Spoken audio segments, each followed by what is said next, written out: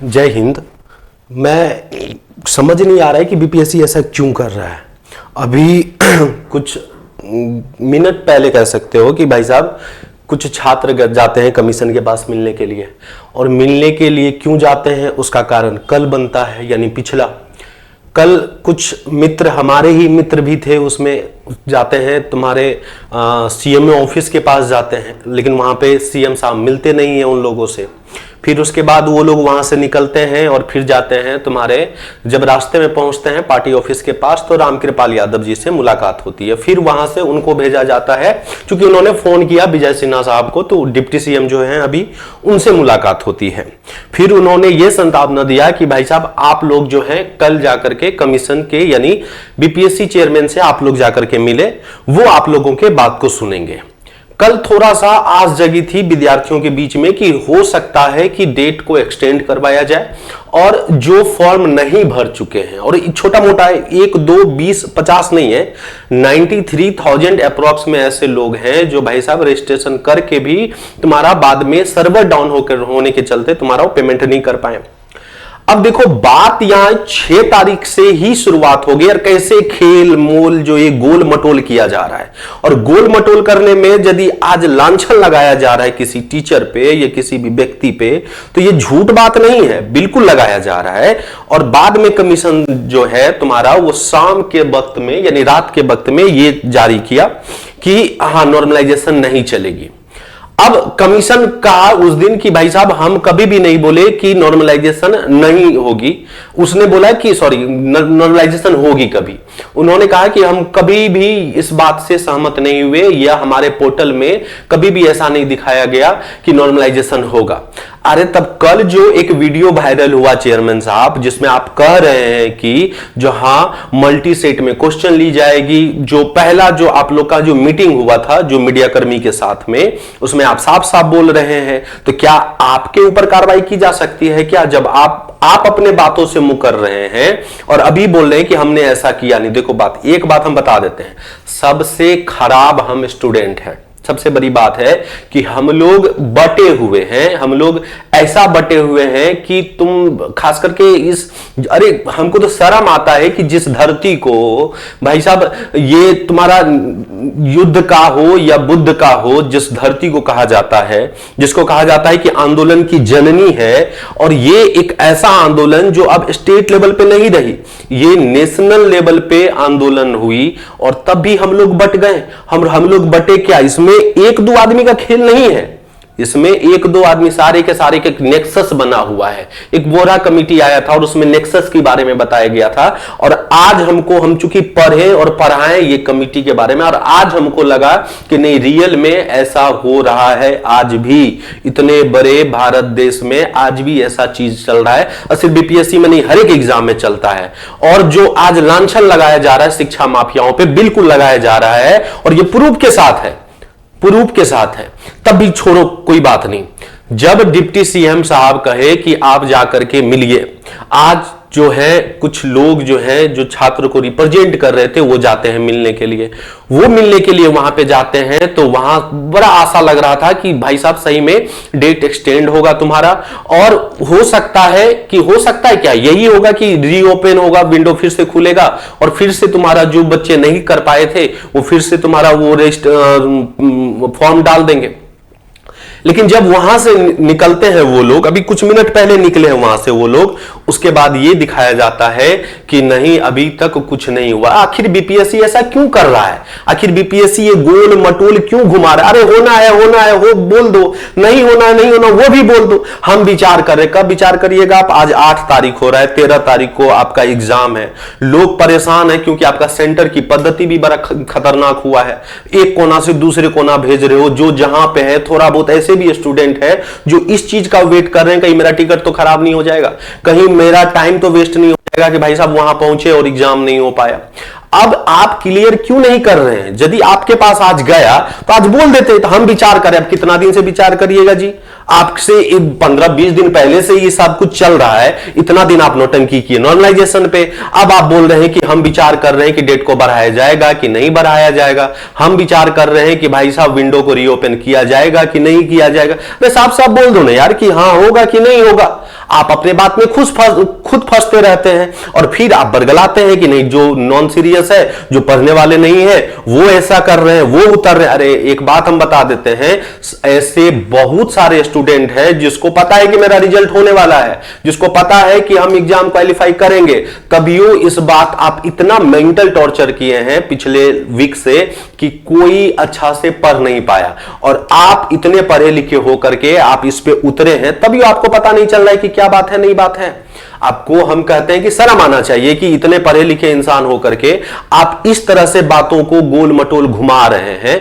कम से कम आप सोचिए, आप जो है अब आप लास्ट स्टेज पे हैं, अब आप रिटायर होंगे और तब जाकर के आप ऐसा ऐसा काम करवा रहे हैं। थोड़ा बहुत बच्चों के मेंटेलिटी के साथ आप बोलते हैं कि बच्चे जो हैं हमारे ये हैं, हमारे वो हैं। जब भाई साहब, और हमको तो अब बिलीव लग रहा है कि ऐसे ही नहीं, सरकार पे भी उंगली उठ रहा है, सरकार भी ऐसा ही हमको लग रहा है। आप भेज देते, आपका हक बनता है, आप भी कहिए।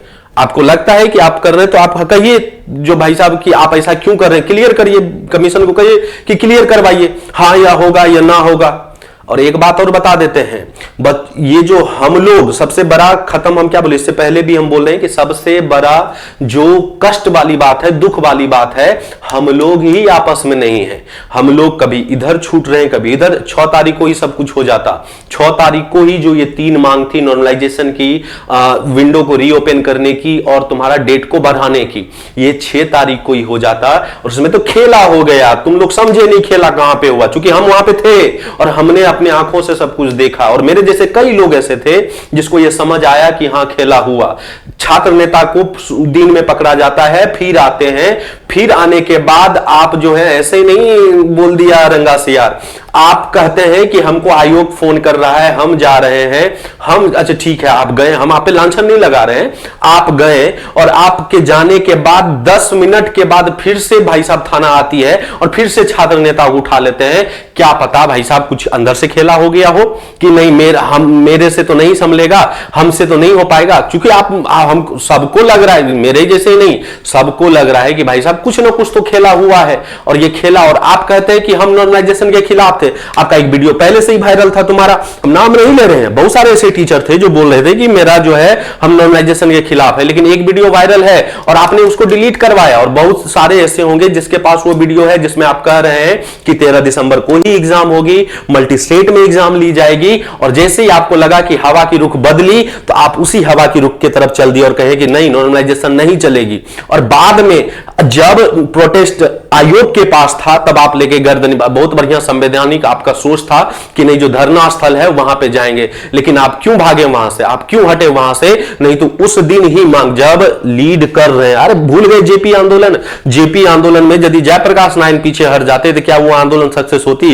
आपका तुलना जयप्रकाश नारायण से कर रहे हैं, लेकिन आप उस लायक नहीं रहे और आपने बोला, झूठ मूठ चला दिया, ये अरेस्ट हुआ, वो अरेस्ट हुआ, दिस दैट लंदन देवानंद आप सब चलाए। बाद में तो आप पुलिस भी कार्रवाई कर रही है कि हमने कभी अरेस्ट किया ही नहीं है।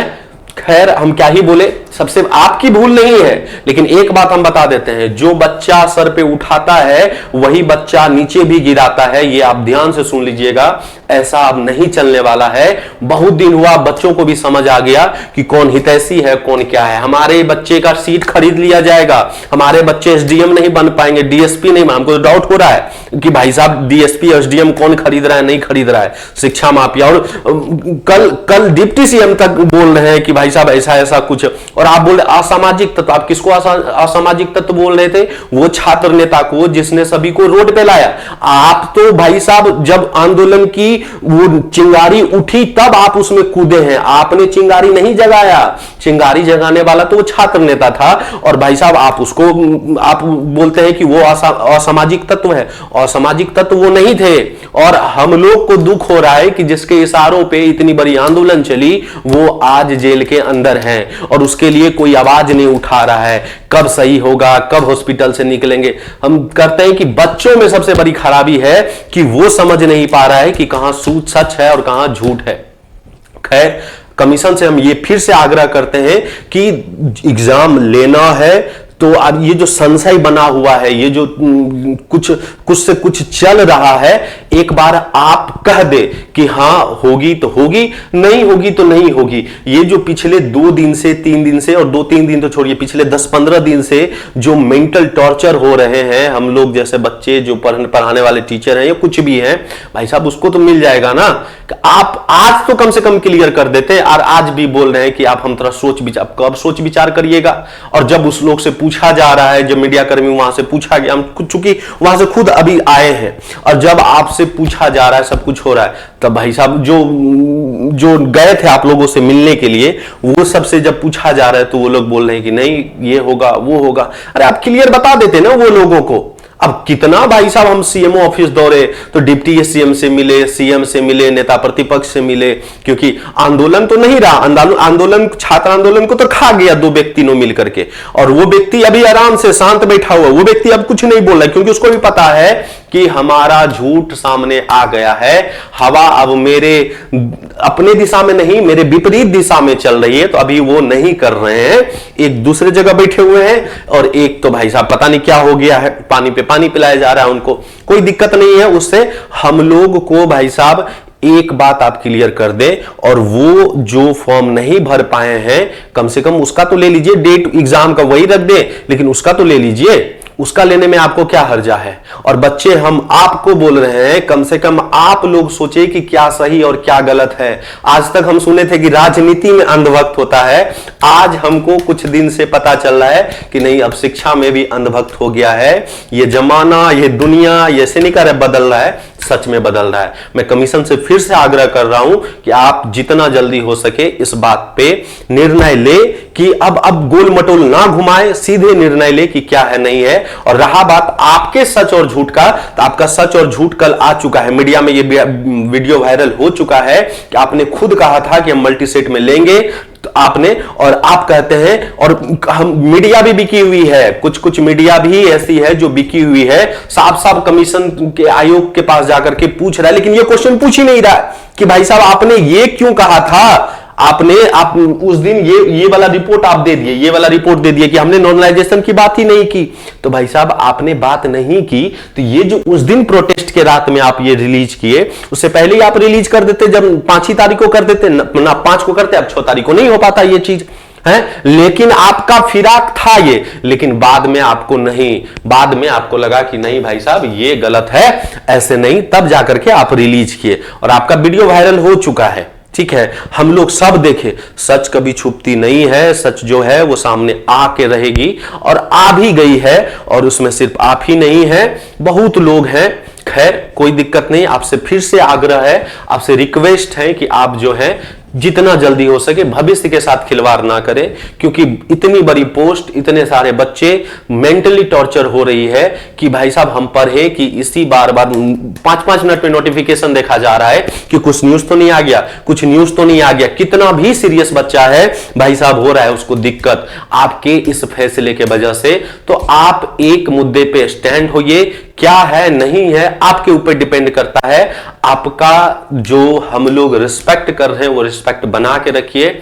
मैं आपको भरा बुला नहीं कह रहा हूं, मैं आपको ये नहीं कह रहा हूं कि आप गलत हैं, लेकिन आपने जो भी काम किया है, चाहे वो आप किए हो या बहुत सारे अन्य शिक्षक भी किए हैं, कम से कम भाई साहब अब तो समझिए, अब तो बच्चों के साथ खिलवाड़ ना किया जाए, अब तो बोल दिया जाए। जो बच्चे दिल्ली में बैठे हुए हैं, जो बच्चे राजस्थान में बैठे हुए, इस वेट में कि आयोग कब अपना फैसला सुनाई देगा। और प्रोटेस्ट दिल्ली में भी चल रही है, आप उसको भी तो थोड़ा देखिए, वहां पे भी तो हजारों हजार 10,000 20,000 लोग भाई साहब प्रोटेस्ट में हैं, वो भी तो सोच रहे हैं कि क्या होगा नहीं होगा। इसलिए आपका पैर पकड़ते हैं, आग्रह करते हैं कि अब खिलवाड़ ना हो, और सीधा के सीधा अब जो है अब बात को रखा जाए कि क्या होगा नहीं होगा। मैं रिक्वेस्ट करता हूं, इन बच्चों से भी रिक्वेस्ट करता हूं जो मेरा वीडियो देखेंगे, कि कम से कम भाई साहब कुछ दिन का मोहलत दीजिए एग्जाम के लिए, और फिर से जो है वो विंडो रीओपन करवाइए, ताकि जो बच्चे फॉर्म नहीं डाल पाए हैं वो कम से कम भर पाए। धन्यवाद, थैंक यू, जय हिंद, जय भारत।